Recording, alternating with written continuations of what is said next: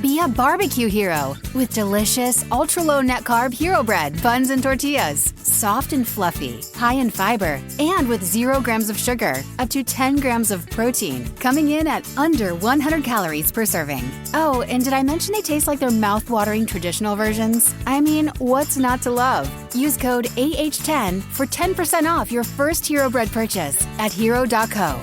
That's AH10 for 10% off at hero.co. The following production is part of the We Be Geeks podcast collective.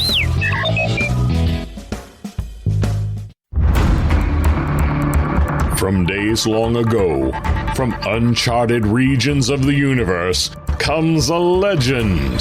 The dream that came through a million years, that lived on through all the tears. It came here, the Fandom Nexus.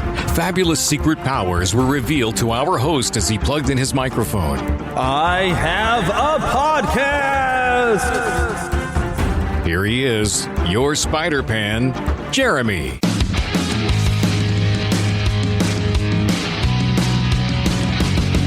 Hello, my friends. Yes, I am back. A little later than I expected to be back, but I am back. And it's going to be a little different this week because I am flying solo. I haven't done a solo show in a while now. I like having a co-host with me, and either Eric or Philip will usually be with me. Philip and I, we tend to end up making like near 2-hour shows because we've known each other forever, and we can just jabber on and on. But with me, I promise this will probably only be an hour-long show like I used to do. And boy, it's been a long time since, back in the days when I used to do this show by itself or by myself. And I figure I've gotten a lot better at this since then. I would hate to have to go back and re-listen to my old shows to see how much more I have improved at this. But yeah, if you really feel like torturing yourself, go ahead. I'll wait. Believe me, I got a warm beverage right here. I'll just sip at this for a while. Ah, yes. Some nice, I found this thing. It's a mocha macchiato. It's a cappuccino, but it's chocolate. So it's like having hot chocolate that's coffee. I mean, yeah, can you get better than that, really? I mean, it's a coffee. It's a hot cocoa. I mean, it's like a perfect thing when you're cold, because it is cold out here in the Midwest. I'm actually just getting over a cold, which is what slowed us down. It's also Philip and Eric both have that same cold. This cold bug has been going around, getting to everybody. Even Scott Morse at Disney, Indiana, has gotten this cold bug. I have coworkers that got this cold bug. There's people getting all over the place. We got so used to dealing with COVID that we forgot what an actual ordinary cold is. But yeah, this week, Moon Knight, we've gotten to see a nice full trailer of Moon Knight. And heck, I've got a review of Free Guy coming up here. Also, some of the big things that happened over this past week is Microsoft purchased Activision. We're going to talk all about that. So many different things going on in video games right now. In fact, heck, I've been playing some new games. New to me. I've been diving into some different games. And of course, we always start the show off with a bit of host chatter. And we like to ask, of course, first, what have you been watching? And of course, I'm going to answer to that, the Book of Boba Fett. I'm still watching that and I'm still enjoying it. I've seen some people there's people who aren't enjoying it for whatever reason. And some of the weirdness, I guess, people thought is that biker gang. I'm going to sip my coffee again. That biker gang we saw a couple episodes ago, and that they had the different colored speeder bikes. Some people thought that was just weird. I've seen people saying it feels more cyberpunk because we have this gang of people that they're outfitting themselves with droid parts.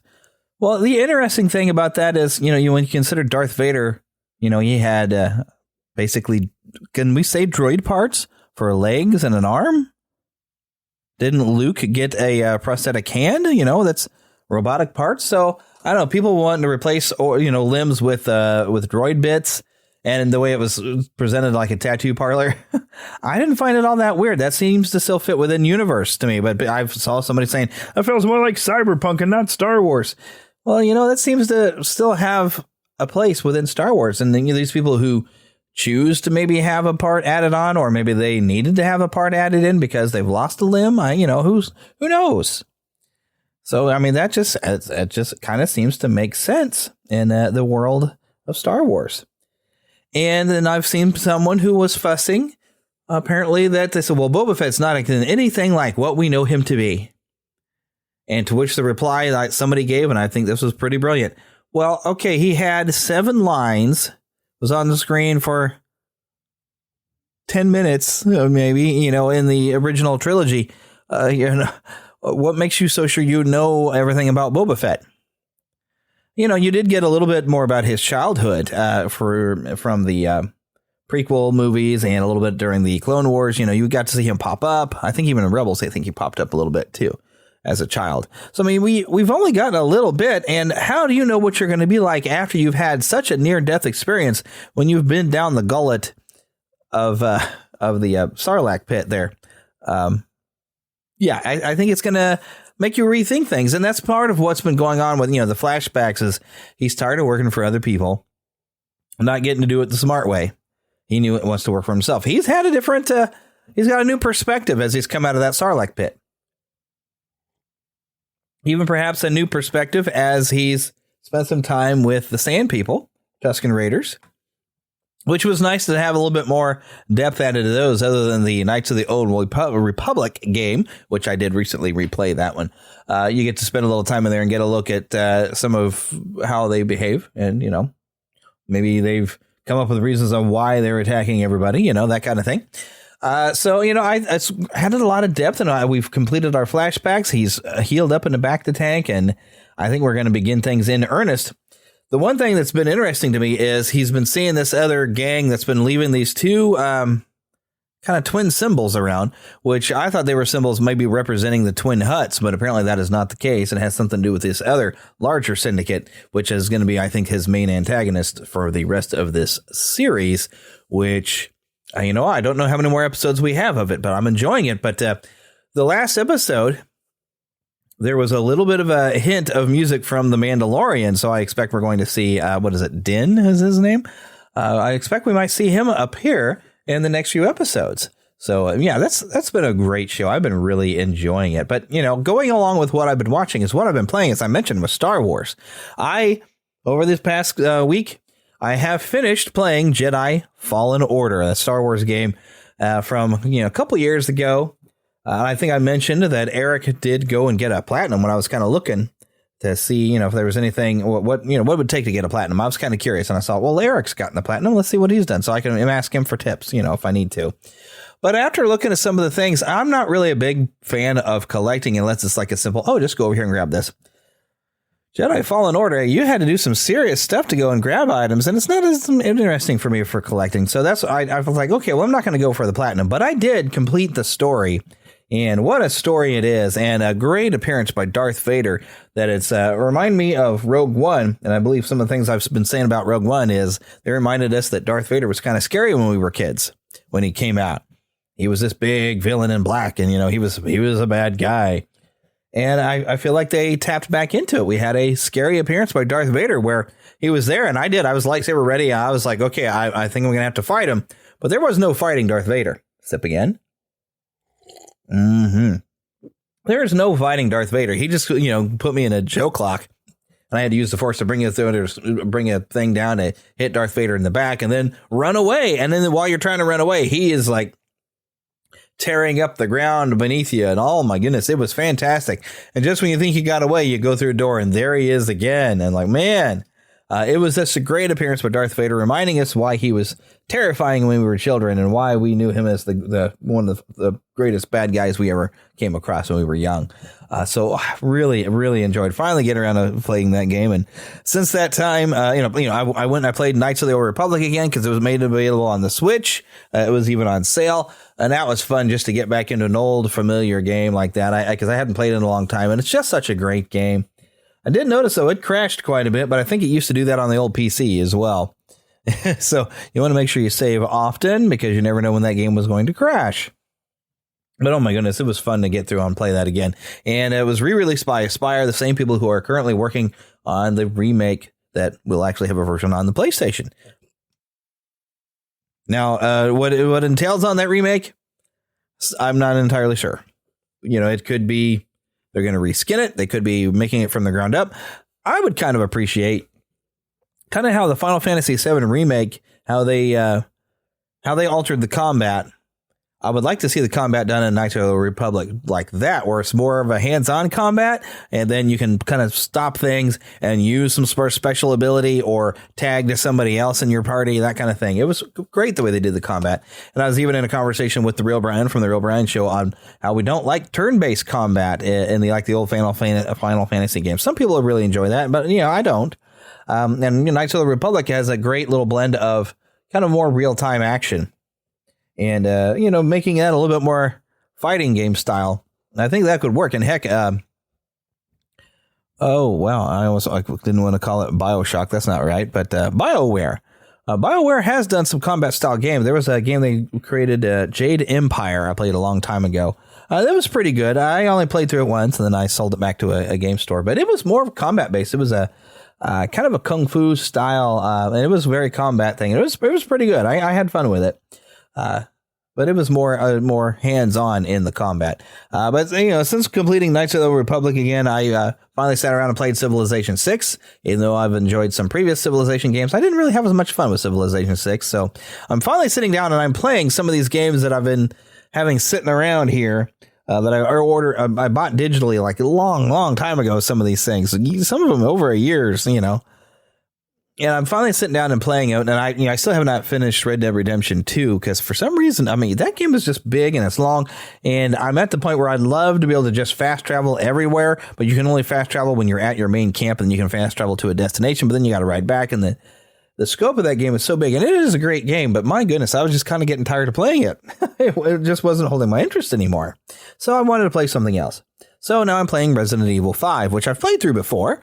A long time ago when it first came out. I rented it on the Xbox 360, and now I'm playing it on the PS4. I got it as part of a collection where I also have 6, and I've never played 6 other than a demo. And I didn't enjoy the demo, and I've heard enough things. Resident Evil 6 was almost killed the franchise until 7 just relaunched it, and Resident Evil 7 was great.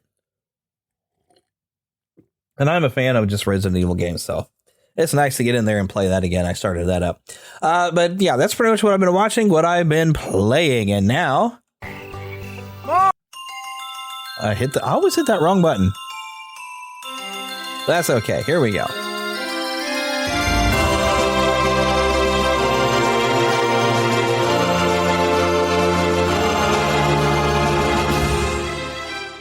Spanning the Disney and geek universe to bring you the best in comics, toys, movies, and entertainment. This is news from around Neverland. All right, so we're actually going to cover a little bit of Disney.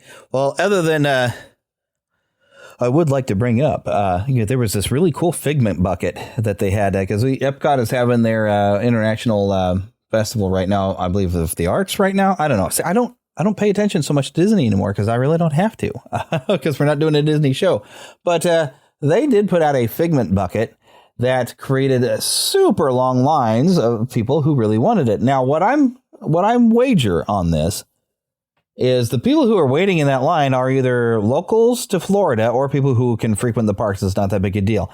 That is not something I think, the average tourist might want it, but you're not going to stand in line that long for hours for a popcorn bucket of Figment when you've got rides and attractions you want to experience. So I figure once again, this is something that ended up being something that the locals or the frequent park visitors managed to get a hold of, and the average visitor is just going to have to miss, which I don't know. That seems to be a theme. It seems to happen a lot when they do these exclusives.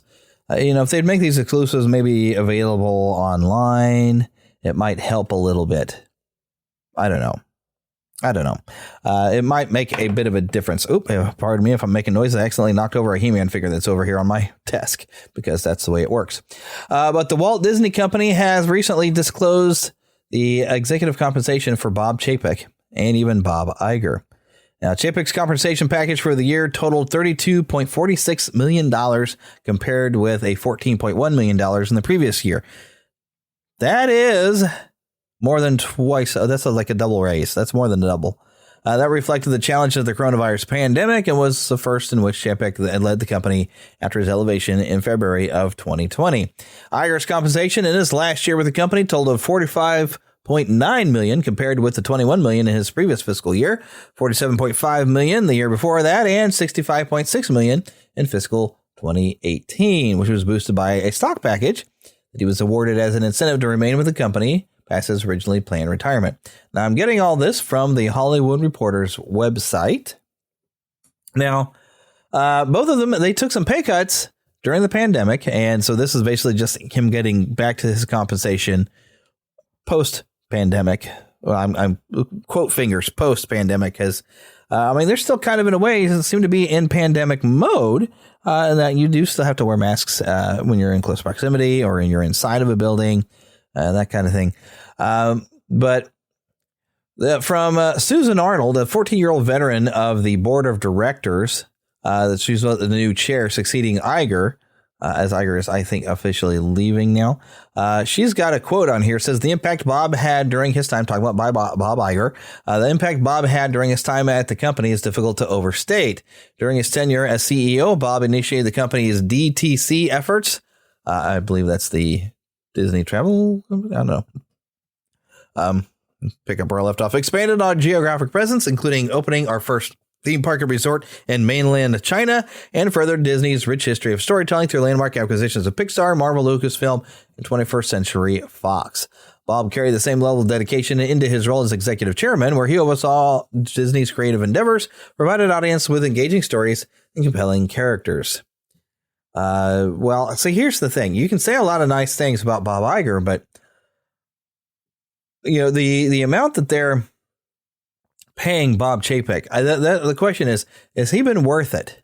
Now, granted, I guess Disney is making their money, and I see people who can defend Disney up and down, right and left, but really with some of the changes that have made, it's not making a lot of the typical fans happy. And you've got, even here on this show, I just had to change direction because I couldn't find a lot of positives to say. And I'm more of a vintage Disney fan, as I sip my cocoa coffee. So I really had to change direction. And a lot of it is some of the stuff Chapek's doing. And I even saw there was an article that Bob Chapek said something that would be similar to something Walt Disney would say. And to which I would have to ask, just because he would say it doesn't mean he's going to act on it. There's a difference between what you say and what you do. And is he really doing what Walt Disney would have done? And that's a whole different question. But yeah, that's a question I posed to you. Let me hear from you. Send us an email, podcast@neverlandpodcast.com, or find us on social media. We're on Facebook. We're on Twitter. Let me know. What is it you think of what Bob Chapek has done so far? Is he really doing a good legacy for the Walt Disney Company? I don't know. Now, this is kind of an odd thing. Peter Dinklage apparently had some criticism for a live action version of Snow White. And basically, and it says here also in the Hollywood Reporter, the Emmy-winning Game of Thrones star was a guest on Monday's episode of Mark Maron's WTF podcast, where he blasted the announced film based on the 1939 animated classic. After noting the casting of West Side Story breakout Rachel Zegler, Dinklage told Maron, literally no offense to anyone, but I was a little taken aback when they were very proud to cast a Latina actress for Snow White, but you're still telling the story of Snow White and the Seven Dwarfs. Take a step back and look at what you're doing there. It makes no sense to me. You're progressive in one way, but then you still make that backward story about seven dwarves living in a cave together. What are you doing? Have I done nothing to advance the cause of my soapbox? I guess I'm not loud enough. Now, Dinklage isn't involved in the Disney project. He'd actually made a fun grumpy. But yeah, Disney replied to this. Here's a quote they have from a Disney spokesman. To avoid reinforcing stereotypes from the original animated film, we are taking a different approach with these 7 characters and have been consulting with members of the dwarfism community. We look forward to sharing more as the film heads into production after a lengthy development period. Well, we've got also in the live action feature, we've got Tony Award winning Andrew Burnap and Wonder Woman stars Gal Gadot as the Evil Queen. Mark Webb is directing the retelling. Mark Platt, Oscar-winning producer, who also worked on The Little Mermaid, the live-action version of The Little Mermaid for the studio, is producing. But doesn't this just reinforce one of the things we've complained about, that they're remaking these not because they have new and better ways really to tell the story, is that they're trying to, let's see, where's that quote of exactly how they phrase it? Reinforcing stereotypes from the original animated films. They're finding the animated films to be problematic.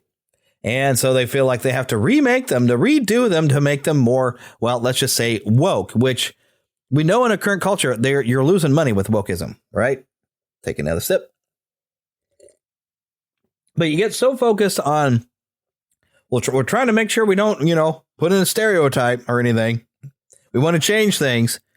That you focus so much on that you're not telling good stories. And Walt Disney was a storyteller. This is a storytelling company. And to me, they're failing in the storytelling department. I was not a fan of Encanto. I was pretty excited for it. I thought, hey, this will be pretty good. But I watched it. I was like, well, that was okay.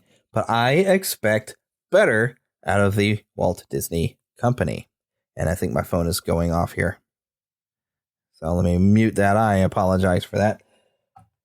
All right, but that's part of the problem of why I'm kind of, this is not the same Disney that I loved in the 80s and the 90s and maybe even the 2000s that I got excited about when I visited the parks. My one time I've been to a park, and I don't know if I'd be as excited going into a park now. I really don't know, but I don't want to harp on that for too long.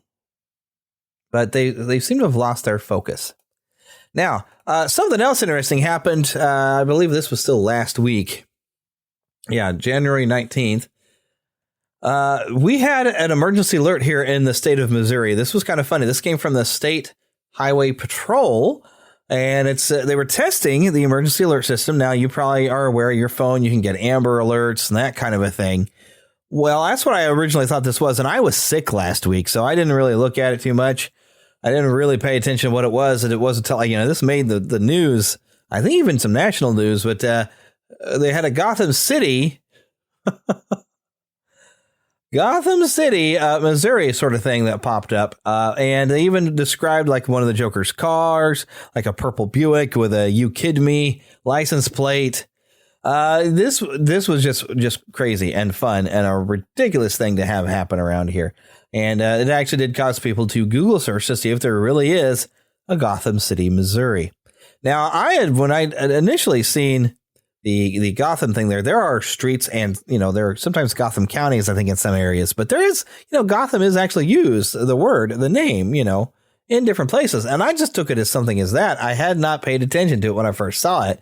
And it turned out, it was like as if somebody had been running loose from Gotham City, Missouri in a Joker vehicle. So, new games also coming out, and I think this is coming out in just a few days. January 28th, I believe we've mentioned this, the Uncharted Legacy of Thieves collection, having both the fourth game and it's kind of the fifth game, but it's kind of a spin-off game for Uncharted, coming out in just a few days. That is the only big thing I know of really coming out, other than, let me see here.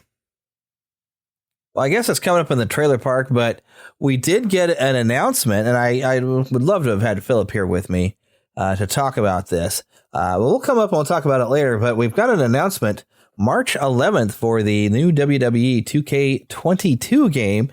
This is where they've redone the entire game engine because it was broken. It was just broken. And I only buy one sparingly. I don't get one every year. Philip will buy one every year. But the quality has deteriorated on those so bad, and and I've gotten to where I don't even watch WWE. I still like some wrestling, but I like the older stuff, and perhaps if I hadn't unplugged everything, I'd probably be watching the AEW or something like that. And I need to get back and watching NWA now that they're back on YouTube. But I do enjoy wrestling, and it's fun mainly for the character creation. That's why what I find fun about it is, I can create myself and my friends. And then between Philip and I, we make all these different superhero characters, or I get them where other people have made them and I enjoy them. Even our own superhero characters we created when we were like little kids, our middle schoolers ourselves. That's the fun of it. But that is coming out, and we got an announcement for that as well. Got a few things coming around here for February. Life is Strange Remastered. Will be coming out on the PC, PS4, and PS5, Stadia, and Xbox. Looks like we're going to have a lot of different versions here. There's Before the Storm, a lot of expansions. I've never played any of the Life is Strange games. They look like they might be interesting. I don't know. Dying Light 2 coming February 4th for pretty much every major system. I've heard of Dying Light. I think that's the one where you're doing some parkour thing and it's zombies and stuff like that. Haven't ever played it. Assassin's Creed, the Ezio collection, coming out on the Nintendo Switch as a compilation February 17th. something called Rumbleverse. Rumbleverse. It's a battle royale, beat 'em up style, free to play type of thing coming out pretty much on all systems, except I don't see it on the Switch. Total War Warhammer 3 is coming on the PC February 17th. A lot of things coming up actually here, including Elden Ring, which a lot of people have been very excited about, February 25th on the major consoles other than the Switch. That's, I believe, from the makers, From Software, the people who do stuff like Bloodborne and Demon Souls games, some very difficult games. There's also Evil Dead, the game, because I guess they haven't called it Evil Dead franchise game, just Evil Dead, the game. This may be more following some of the plots of the films compared to some previous games that they've put out. PC, PS4, PS5, Switch, and Xbox all getting this February 2022, not getting a specific date for that at all, but it's coming. Now, some of the big video game news. Microsoft has acquired Activision Blizzard. Now, I just knew it as Activision, but I guess at some point Activision must have acquired Blizzard. Now, this basically gives Microsoft Overwatch, Diablo, Call of Duty, World of Warcraft, Candy Crush, and StarCraft. Whew. I mean, then this, I guess all the side things in there include like Treyarch and Raven, High Noon, Beanox, Demonware, Toys for Bob, Shanghai Studios, Solid State Studios. I mean, lots of different little companies and developers in there. Microsoft is acquiring Activision Blizzard for $95 per share and an all-cash transaction valued at $68.7 billion, inclusive of Activision Blizzard's net cash. And when the transaction closes, Microsoft becomes the world's third largest gaming company by revenue, behind Tencent and Sony.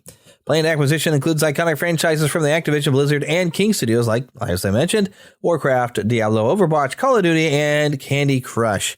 They're going to get some global esports activities through Major League Gaming. The company also has some studios around the world with nearly 10,000 employees.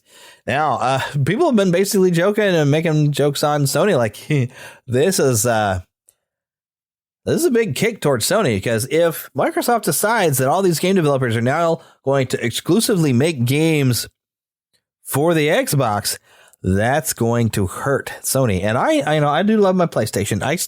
When I started getting more updated with games, I mean, I bought an Xbox 360 and I still have it, but it's it's not quite a brick. I can still play on it, but I can't connect it to the internet anymore because Microsoft has abandoned it, and I have not updated any system because the Xbox One, I didn't get it because I didn't want to talk to it. And the next system, I'm saving up for, I still want to get a PS5 because I still want to get Resident Evil, Spider-Man games are still exclusive. The Final Fantasy VII remakes have been exclusive to PlayStation. I don't know if that's going to change, but, there's stuff exclusive to Sony that I want, but maybe I need to go both routes. A lot of Microsoft things, you can get access to a Game Pass and play on your computer for some Xbox games. So I might go that route for being able to play on my PC for their streaming service, their Game Pass. But wow, this was a heck of a kick. And Microsoft already had acquired I forgot the name of the company now that makes, Skyrim. And, there's going to be an Elder Scrolls 6 eventually. And this is the same company that did the Evil Within games, the two of them, which I don't think I own the second one. I own the first one. I did play through it over this past Halloween season, but for some reason now I'm not thinking of the name of that company. But Microsoft acquired that company a while back. So, I mean, can you imagine the next Skyrim game being an Xbox exclusive? That's gonna just throw everything off. So, I mean, this was a huge move, and I would have thought this would make Microsoft similar to Disney, how Disney was able to acquire all these different franchises and movie companies. This is Microsoft, in a way, doing the same thing, but it's still, that makes them only the third largest software company. Well, that's interesting. I really like my hot cocoa. So, yeah, that really shook. I'm sure you probably heard about that one. That shook things up a lot. Now, here's something that might shake you up a little bit. A Christmas Story will get a sequel starring Peter Billingsley. Now, they have already made a second Christmas Story, but I haven't watched it because I heard it's terrible. And it's little Ralphie as a teenager. But here is what a synopsis of from, this came from Screen Crush, but they're quoting stuff from Deadline. The film's supposed to premiere on HBO Max. And here's the plot. The film follows an adult Ralphie in the 1970s who returns to the house on Cleveland Street to deliver his kids a magical Christmas like the one he had growing up. With the same attention to real-life tone of the first, Ralphie reconnects with childhood friends, reconciles the passing of his old man, and sows the seeds for the origins of the beloved holiday classic. Now, it's possible. Maybe they could actually feed in a little bit with... granted, the author of the Christmas Story, the book, and even he wrote the screenplay for the both the first and the sequel, and also lent his voice to the Carousel of Progress. I forgot his name off the top of my head, but he has since passed away. But maybe this gives a way for him to kind of be connected in there with like what inspired him to write all this down. Because it's possible a lot of the stories he wrote in his book might have been based off actual things that happened to him. I don't know. But it does kind of make you wonder. But yeah, so we're getting a sequel. It'll probably be next Christmas when we get this out. And I tell you what, I wasn't expecting that. It came as a surprise to me. Well, let's get on with it, shall we? Mama, another gator got in the house. Another gator? Give me that shovel. Come here. Get him, Mama. Get that gator. The Neverland Trailer Park. I'm telling you, man, you haven't seen anything like it. Hi, Tim. Hi, Alexa. Yo, Riddle.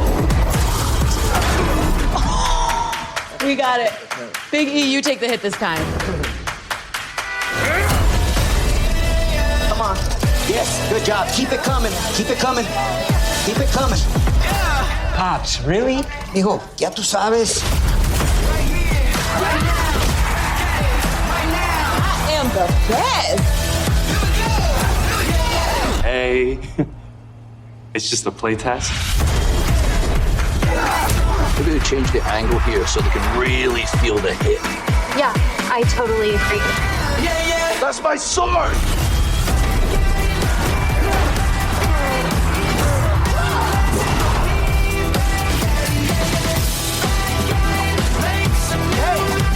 Hey, can you keep it down?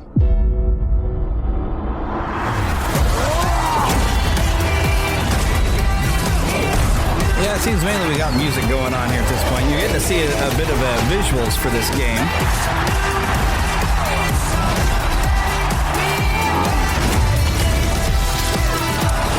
Basically, you've got a GM mode here. Let me see if I can read some of the things as it's playing along for 2K22 WWE. That's my sword. March 11th, 2022. What's cool here, you've got 3 playable versions of The Undertaker, because I guess we needed that. But Rey Mysterio finally getting put on the cover. It's a long time coming. They they should have had him on the cover of one of these things a long time ago. I mean, he's still around. He's kind of legendary. Of course, when is The Undertaker going to get onto the cover? Has The Undertaker ever been on the cover of one of their games? Probably has, but it just seems appropriate that he should. But here's the roster. Well, heck, it's a really big roster, 79 characters. I'm not going to read this all off here. But they announced, and I don't even know who half these people are because I don't even pay attention to the WWE anymore. The odd thing is you've got an Undertaker in there, but you've got an Undertaker Lord of Darkness, which is back when he was doing like the Ministry. There's an Undertaker Phantom Mask and an Undertaker WrestleMania 36 where he's doing the biker thing. They're marked as separate pre-orders. So if you pre-order, I guess you get these. It's probably downloadable content, apparently, to get these. So you've got also there's a Starrcade 96 Rey Mysterio pack, NWO for Life edition, which Philip I know was excited about, where you get a Hollywood Hogan, Scott Hall, Kevin Nash, Six, and Eric Bischoff. And there's roster managers and non-player characters. Like Paul Heyman, Shane McMahon, Stephanie McMahon, Adam Pearce, and Sonya Deville. I don't know who Adam Pearce and Sonya Deville is at all. This is the first game, though, with a 1-year gap in development because this is going to release, there wasn't a game last year. So the expectations they're saying are huge. Most, if not all, superstars from Raw and SmackDown will probably make it into the game, but it may not be the case with NXT like in the past, but we might be positively surprised if 2K focuses on modern wrestling and making the roster strong in talent. So, looking at the graphics in that trailer video, I mean, it's, of course, it looks good. The one thing I had to notice is the facial animations, which, in previous games, and maybe it's just the way that they had their camera angles set up there.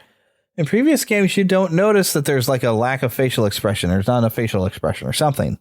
But the facial expressions, the animation, they're showing some moves go up kind of up close, and you don't see a change in the face or expression at all. They look as if you had Data from Star Trek and you were slamming him to the ground, and he just doesn't react to it at all.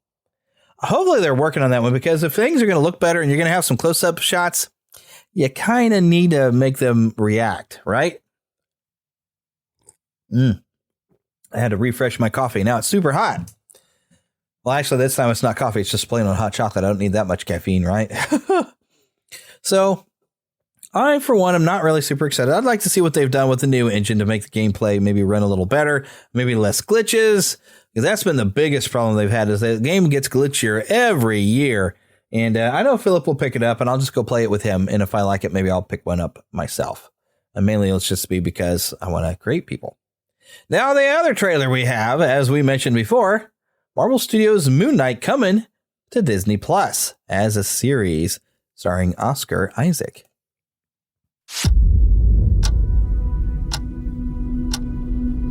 Hello, and welcome to Staying Awake. I have a sleeping disorder. I can't tell the difference between my waking life and dreams. Hello, and welcome to Staying Awake.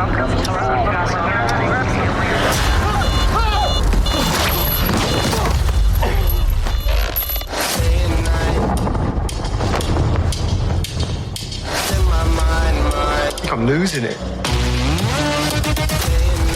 We'll catch you on. You're bloody useless, Stevie. Stephen. I can't tell the difference between life and dreams. Thank you. Lost the contact lens. Hope you find it. Thanks.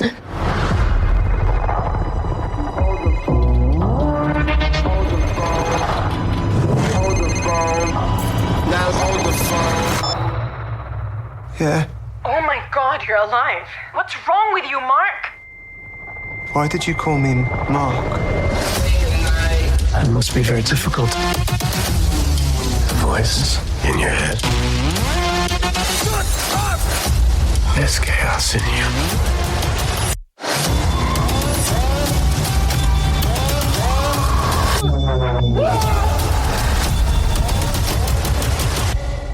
Embrace the chaos.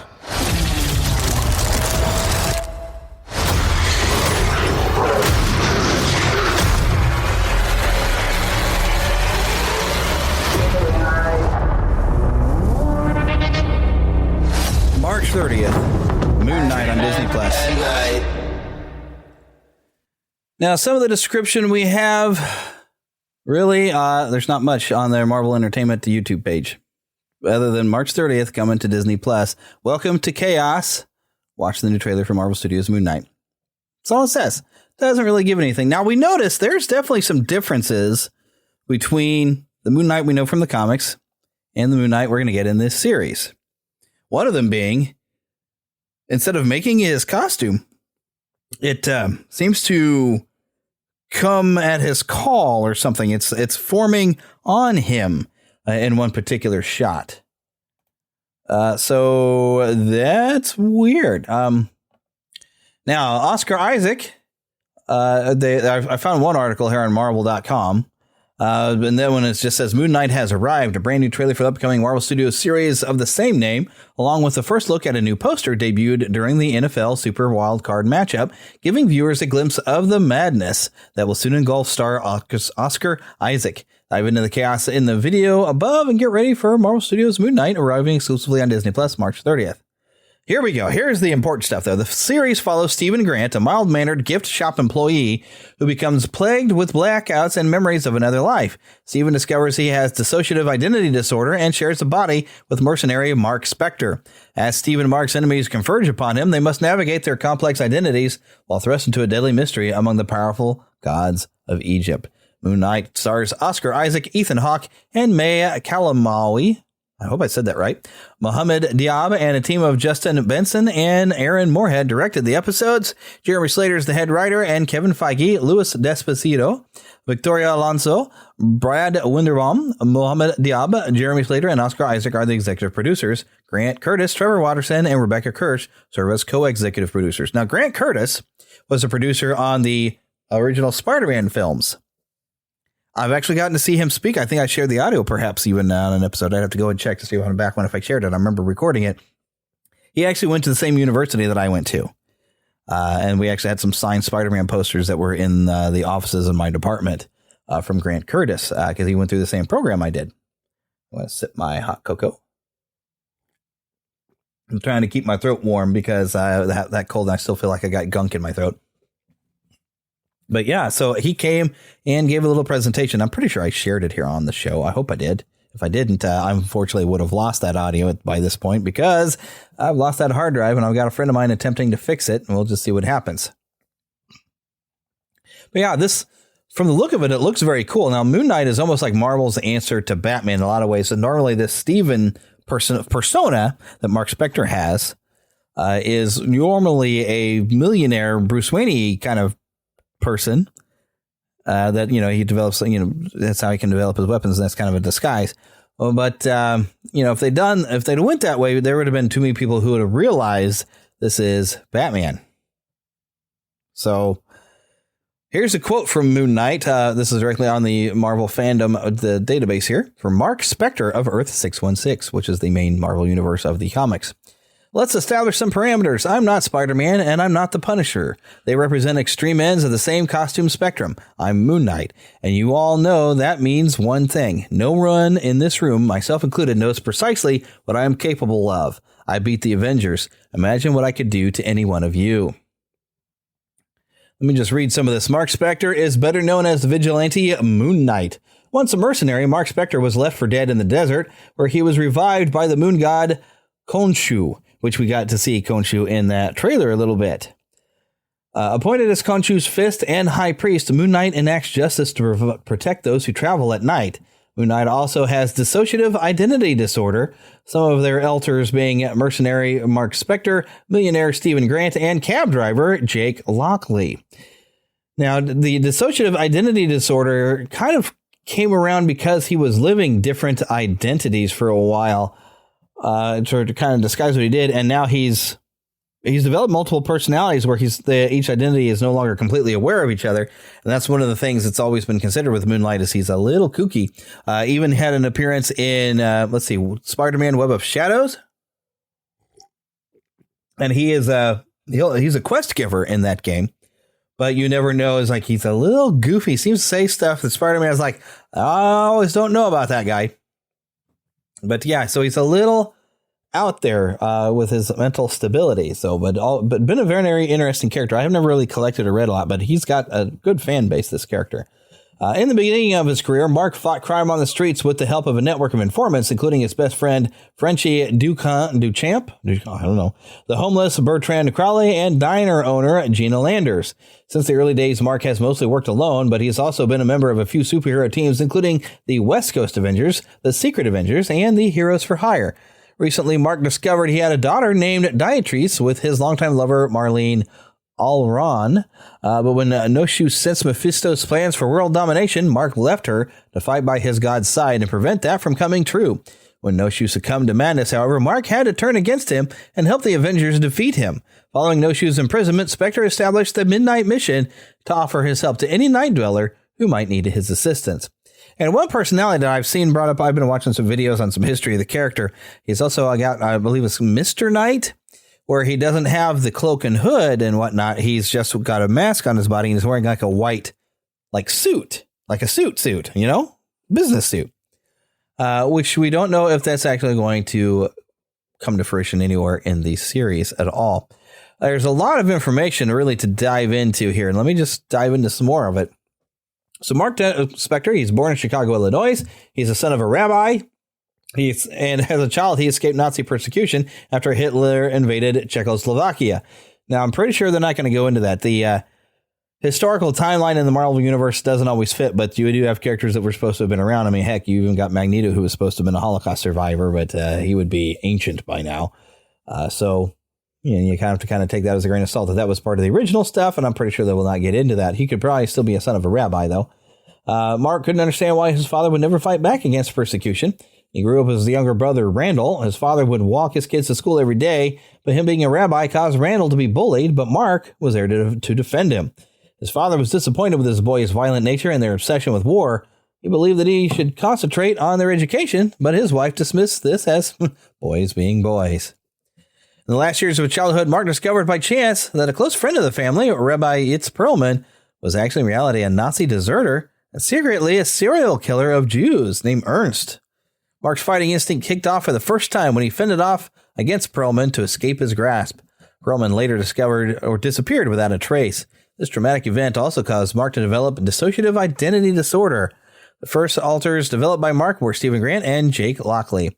Shortly before Elias decided to intern Mark at the Putnam Psychiatric Hospital, Mark was approached for the first time by the Egyptian deity Noshu, claiming to be Mark's true progenitor. After his father's death, Mark was allowed to leave the hospital temporarily to attend the funeral and a late luncheon, but after hearing Noshu's voice, he ran away. After his death, Mark resented his father, believing that Elias was embarrassed by him. Now, Mark became a Marine, served for 3 years. He did some tours in Iraq, had some bizarre behavior that was noticed, and he was dishonorably discharged, and he ended up joining the CIA. I don't know how you'd end up getting into the CIA when you're dishonorably discharged from the Marines, but okay. Now, he would come across some other people that would later end up interacting with him as Moon Knight: William Cross, Amos Lerner, and his brother Randall Spector. Randall actually killed Spector's girlfriend Lisa with a hatchet to keep her from exposing a gun running scheme. Spector retaliated with a grenade and assumed Randall was dead. Now, the main thing is, how he becomes Moon Knight. I'm going to skip ahead. So, having found a purpose in life, Spector applied himself fully. He moved to New York with Frenchie and Marlene, his now lover, and developed the costume, equipment, and persona of Moon Knight. This is, of course, after, he was left for dead under an idol of Noshu, which was the original. I mean, some of this stuff has been retconned and added in, and some stuff came from his original origin back in the 70s, which, I think the dissociative disorder, I think, came along later as a retcon there, because it doesn't even fit in with some stuff that I was studying up on in history before I pulled up this page here. But anyways, he made a fortune in gambling. In addition to support from new career in fighting crime, he began using his Stephen Grant persona as a financier and Jake Lockley as a cab driver whose purpose was to gather information at the street level. His original persona, with its multiple facets, faded into the background. Still, leading 4 separate lives put a great mental stress on Spector. Lockley developed a network of informants, including the homeless Bertrand Crawley, diner owner Gina Landers, and her 2 sons, Ricky and Ray. So he's been around for a while. Has fought Morpheus, which I don't know if I'm that familiar with Morpheus. That's Robert Markham from Earth 616. He's had a lot of different adventures. He's teamed with a lot of people. I believe he was even part of the Maximum Carnage storyline, which we talked about, I think, last episode, didn't we? Has been involved with the Infinity War and the Infinity Crusade. Let's see. During the Infinity War, Spector had to contend with Moonshade, an evil twin of himself created by the Magus, himself an evil twin of Adam Warlock. Luckily, Moonshade suffered the same blunted focus caused by Spector's multiple personalities, while Moonshade's threat had the effect of sharpening Spector's own focus. Moonshade also had an Achilles heel, the adamantium in Spector's new weapons. During another cosmic event, the Infinity Crusade, the goddess, another aspect of Warlock, selected Spector as one of the most spiritual beings on Earth thanks to his near-death experiences and his devotion to Noshu. He's had a second death even, my goodness. But yeah, so there's a lot of different stuff. I know, like, for a while, the Marvel Knights, they had they were more adult version of comics. They were more grim. They had a Spider-Man book, a Punisher book, and a Moon Knight book, and I think maybe a few other characters. I think Daredevil was part of the Marvel Knights series of books. They're the ones that would allow Spider-Man to bleed out, a bit more, and have to take lots of aspirin when he, in the morning after he'd been out running around. They get more gritty. But Moon Knight has always been a bit more of a gritty character. Now, what I'm going to wonder with a series on Disney Plus, will it be dark and gritty, kind of like a Netflix series, like what they did with Daredevil? Is it going to be like that, or will they try to lighten the tone just a little bit? I don't know. We'll see, because, I mean, it's a Disney Plus. They might want to change the tone. Let's look at his personality. He can be best characterized by his relationship with No-Shoe, and whether that is derived from his own mental illness or from an actual divine inspiration. When Mark Spector first awakened at the foot of No-Shoe's statue, it was ambiguous whether his survival was truly No-Shoe's doing or if Spector merely attributed it to the moon god. Later stories introduced No-Shoe as an undeniably real god, employing Moon Knight as his agent. Subsequent takes on Moon Knight would attempt to walk back the revelation that No-Shoe was real, once again questioning whether to derive to be the Moon Knight of Vengeance was all in Spector's head. Presently, it seems as if Mark Spector is both mentally ill and an agent of a higher power. No-Shoe does exist and has chosen Mark as his avatar, but Mark's mental illness sometimes causes him to experience conversations with a No-Shoe that is only in his mind, not with the actual god. There are also discrepancies over whether Mark Spector was already schizophrenic or dissociative from an early age, making him a convenient host for No-Shoe, or if No-Shoe imposed his mental condition upon Mark. No-Shoe is a god of multiple facets, and Mark Spector has taken on multiple identities in the past in order to properly represent all aspects of his god. This includes the original alter egos of Stephen Grant, Jake Lockley, and Moon Knight, and the representations of Captain America, Wolverine, and Spider-Man communicated with him, or his recent set of identities and attire, like Mr. Knight. Unlike most superheroes, Moon Knight is willing to brutally hurt and maim his opponents, sometimes has even killed his enemies, as is seen by ripping the face off Raoul Bushman or carving crescents on his victims' foreheads. Powers and abilities. He's got some enhanced brain function after he was brought back to life by No-Shoe. His brain structure was fundamentally changed, and because he was in brain-to-brain contact with No-Shoe, his brain was rebuilt as a god's weapon. Wow, that's weird. So he's also immortal. Moon Knight's pact with No-Shoe granted him the advantages of immortality. He's been brought back to life by No-Shoe on 3 occasions. He's an expert pilot. He actually trained his life as a boxer and, of course, U.S. Marine mercenary, costume hero. He's an Olympic-level athlete, skilled acrobat, and gymnast, and excels as a combat strategist. Became an expert at hand-to-hand combat techniques and various martial arts. Expert detective, an interrogation expert, a master marksman, and a weapons master martial artist, as was mentioned, which it lists here: boxing, judo, Krav Maga, Silat, Dambe, Savate, Eskrima, Karate, Muay Thai, and Kung Fu. He has fought the Punisher to a standstill. He's multilingual. He's fluent in English and Arabic. Of course, he's proficient in both Egyptian and Sudanese dialects. He's got a pain resistance from insanity, torture, spiritually gifted, or simply numb from all the years of damage to his body. Moon Knight has an incredibly high tolerance and strong threshold for pain. He's got a bit of a telepathic resistance, probably because from the multiple personalities that he has. Currently has the strength of a normal human male of his age, height, and build, who engages in intensive, regular exercise. He could formerly lift twice his body weight, 450 pounds, but since losing his powers, has been routinely weightlifting and is likely stronger. According to the official handbook of the Marvel Universe, Volume 19, at his strongest, under the light of the full moon, he can lift about 2 tons. His weaknesses is the fact that he's got brain damage and mental illness. Simple as that.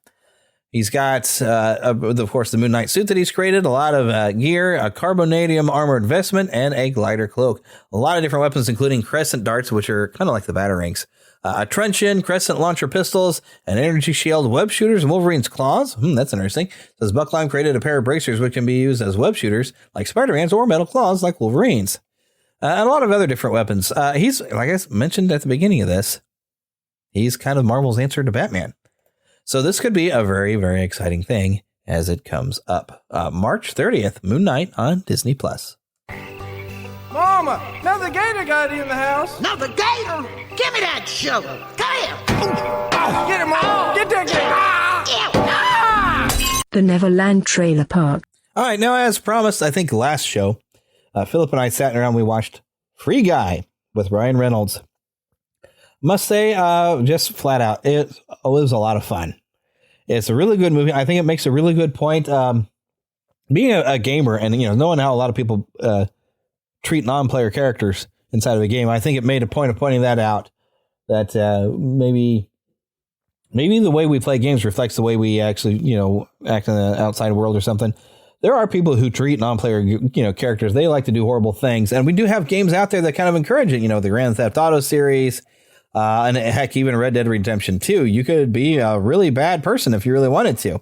And you could really persecute non-player characters, rob them, kill them, beat them, whatever you want to do. There are some consequences as becoming wanted and having the posse and coming after you. In Grand Theft Auto, eventually you will have the police come after you. But there are games out there that encourage that sort of behavior. And there are certain games out there that you could kind of do it. One gaming channel that I do like to watch, I feel like I watch a lot of British people playing video games, but he's done goofy videos about how in Skyrim he likes to go around in the middle of the night, sneak into people's homes and murder them in their beds.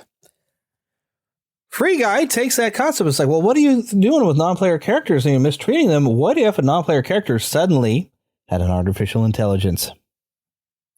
What if those non-player characters were, able to think as a regular human would? And it starts asking that question, then goes into a different thing. And that's basically the beginning of your plot.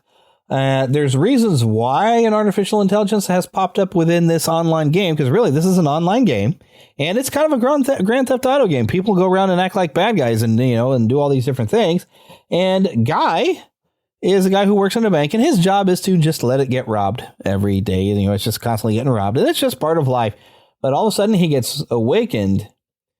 And I don't want to really say anything. I don't want to spoil anything, but he gets kind of awakened to the fact that he's in a game with the help of a player who is trying to basically, you got some of the plot of Tron that's kind of going on where someone has to go inside the game to somewhere in there is the evidence that I created this, that kind of a thing. That's pretty much the plot of what's going on in Free Guy.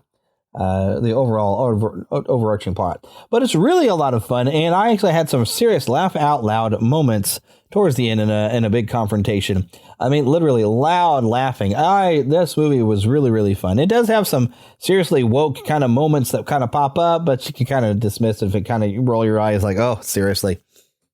But really, I had a good time with this movie. Free Guy is a heck of a lot of fun. It's very funny. You can tell that originally, before Disney bought 21st Century Studios, this was going to be an R-rated Ryan Reynolds film.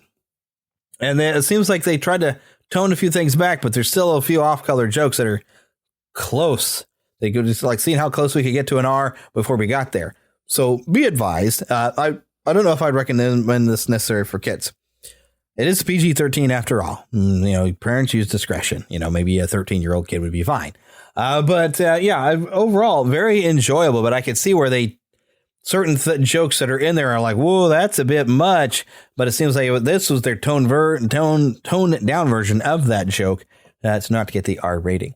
But overall, lots of fun. Highly recommend. Definitely check out Free Guy. It's been already out in theaters. It's available, I think, for purchase digitally. Probably out on Blu-ray by now as well. All right, so the final thing I want to get into, Activision. Let's talk a little bit about this company that was just acquired by Microsoft. So this was founded October 1st, 1979 in Sunnyvale, California by former Atari game developers.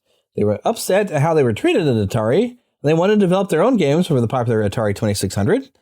And so Activision actually was the first independent third-party console video game developer. The 1983 video game crash, in part created by too many companies trying to follow Activision's footsteps without the expertise of Activision's founders, hurt Activision's position in console games, forcing them to diversify into games for home computers, including the acquisition of Infocom. After a management shift with CEO Jim Levy replaced by Bruce Davis, the company renamed itself as Mediagenic and branched out into business software applications. Mediagenic quickly fell into debt. The company was bought for around $500,000 by Bobby Kotick and a small group of investors in 1991. Now, let me get into notable games published is what I really want to look into. This is a long list of Activision. I can almost guarantee if you've played any video games, you've played some of these. There was Fishing Derby, Boxing, Skiing, Freeway, Ice Hockey, Kaboom, Stampede, Laser Blast, Tennis, Mega Mania, Barnstorming, Enduro, Chopper Command, Star Master, Pitfall, River Raid, Oink? Yeah, Oink. Beam Rider, Hero, Hero, Little Computer People, Hacker Series, Shanghai Series, Transformers Series. They still have the rights even up through 2017 on Transformers. That's interesting. Last Ninja Series, Death Track, and the Mech Warrior Series. This is all stuff from the 80s. And we get into the 90s. We've got Hunter, Zork, Dark Rain, Heavy Gear, Quake, Interstate, Battlezone, Sin, Heretic 2, Vigilante 8, Tenchu. I've only played a couple of those. called The Power, a Star Trek series of games from 1999 to 2003, and the Tony Hawk games. In the 2000s, Soldier of Fortune, an X-Men series of games, Spider-Man games. I think they did the releasing, although Neversoft, I know, created some of them, but Spider-Man, even with some other companies, was, Activision was at least publishing the games. Lost Kingdoms, Total War, Call of Duty. Yeah, that's a big one there. True Crime, Wolfenstein, Shrek, Doom 3, Madagascar, the movies. I've got that game. It's the movies is kind of like a sim type of game where you're creating movies. You get a movie studio. It's kind of fun. Gun. I actually played through that one. I rented that one. It's kind of a Western game. Guitar Hero, Marvel Ultimate Alliance series, the James Bond series of games from 2008 to 2012, Crash Bandicoot, and Spyro the Dragon. Those are two big ones that were Sony. I mean, Crash Bandicoot was kind of a Sony mascot for a while. And Spyro kind of was one. And guess what? That can be a problem. Also, the Prototype series. Here in the 2010s, there has been Blur, Singularity, NASCAR games, Skylanders, SpongeBob SquarePants games, Teenage Mutant Ninja Turtles games. I guess Konami couldn't keep it forever. Destiny, and then Sekiro Shadows Die Twice, which I believe was developed by From Studio. So they've mainly been a publisher of a lot of games. But that's a lot. That is a lot of games that Activision's been responsible for, and a lot of series and a lot of franchises that could continue now as perhaps Microsoft Xbox exclusives. We'll see. But yeah, that was kind of our main concept. Had I had someone here with me, it would have been fun to discuss some memories of playing some of these Activision games. Heck, I remember, though, at least the PlayStation Spider-Man game Activision. I mean, Neversoft developed it, but Activision and Neversoft were kind of, teamed up, and even like that mentioned the Tony Hawk games. But everybody was going to remember Pitfall, playing Pitfall in that. You'll remember I think that's the biggest ones with that Activision. I remember is like those Atari games. Like the casing was different, or like the labeling was a little different for the Activision games, and there was a whole series in because the Atari games, the ones that they released themselves, were kind of like an almost all black cartridge, and they just had some print. And the Activision games would have a nice full label on there with a picture of screens. And a lot of times, like even Atari games, they might have like a front picture, I think, eventually, because I remember the Superman game having a picture of Superman. There was some great Atari artwork that was, at least on the box and not always necessarily on the cartridge. If memory serves. It's been a long time with the Atari. But, remembering also other games. Heck, I think even they were publishers for the original Legacy of Kain with Silicon Knights. They probably even were publishers for the Soul Reavers series of games after that. But they have been involved in games since 1979. I mean, this is a very big acquisition. This is a game changer for sure. So we'll see how this is going to work out. But I'm sure you've got some great memories playing these games. I remember, Pitfall. I didn't realize there was a way to actually beat Pitfall. I found on YouTube there is a collection of treasures and a timer. And the idea is you're supposed to be able to go and find every treasure in the game, and then you win. Now, did you know that was possible? I didn't know that was possible until a few years ago, and I found a video of somebody plotting the course like, this is the path you follow to collect all the treasures in Pitfall. And since then, Pitfall has become a series. There's Pitfall 2 and 3, and I think even there was a PlayStation Pitfall games. But I didn't play. I mainly just played the original Pitfall. It's a classic. It really is. It is a classic. It's difficult as heck, too. There's people who got good at it, though, but I never really got that good at it. But it was still fun to play. But anyways, I figure it's about time we wrap this up. So, of course, I want to remind you to visit our website at neverlandpodcast.com. You know what? Because right on that page, you will find links to my podcast reviews. You can even read a few reviews that are on there, but my podcast reviews for, I think it's like $50 a year. I mean, it's really, really, really affordable. You can get all your reviews sent to your inbox so you can see what's going on. It also makes it very easy. If you go on the website, on my website, you can click directly on the logo for my podcast reviews if you have a podcast and you'd like to be able to get your reviews. And also, I've got a convenient link where you can leave reviews. And please do leave a review. Those do mean a lot to know how things are doing. Leaving 5 stars, it does help other people find us. Make sure you're sharing the show with other people. I almost feel like I've gotten a little stagnant, and COVID kind of slowed things down and really affected a lot of this show, and I want to be able to keep it going, but I do have some plans for what I want to do in the future, including Planet Comic-Con. I'm working on some ideas, and I need to coordinate with some people. And when I go to Planet Comic-Con this year in Kansas City, there might be about 3 panels. Who knows that I have. And, of course, I will record that audio and share those later. But, of course, I want to thank Karen Kennedy, Ricky Pope of Christian Nerds Unite, and Darren Wilhite of the Will Height and Wall Show for contributing to the opening of this show. Remember to email us, podcast@neverlandpodcast.com. We're on Twitter, Neverland PCast, and on Facebook as Neverland Podcast. We have both a group and a fan page. And as I like to remind you all, get lost in an adventure. See you next time.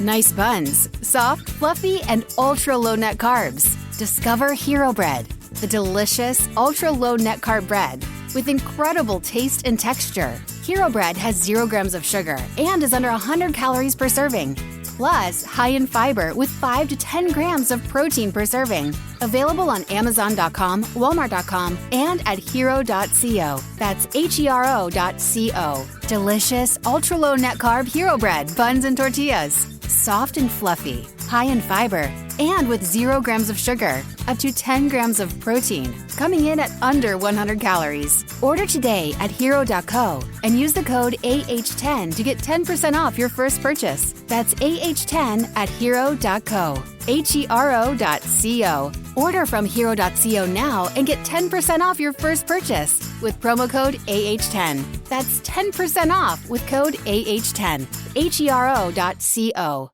OTR drivers, keep your business rolling and your finances traveling toward a positive financial future. Make TaxesForTruckers.com your partner to handle the money side of things. Started by the daughter of a long-haul driver, TaxesForTruckers.com understands your business and can help you pay less taxes, keep your books, and track your finances, keeping you on the road towards your financial goals. And they're local in the Midwest, but available nationwide. Get started at TaxesForTruckers.com. That's taxes, the number 4, truckers.com.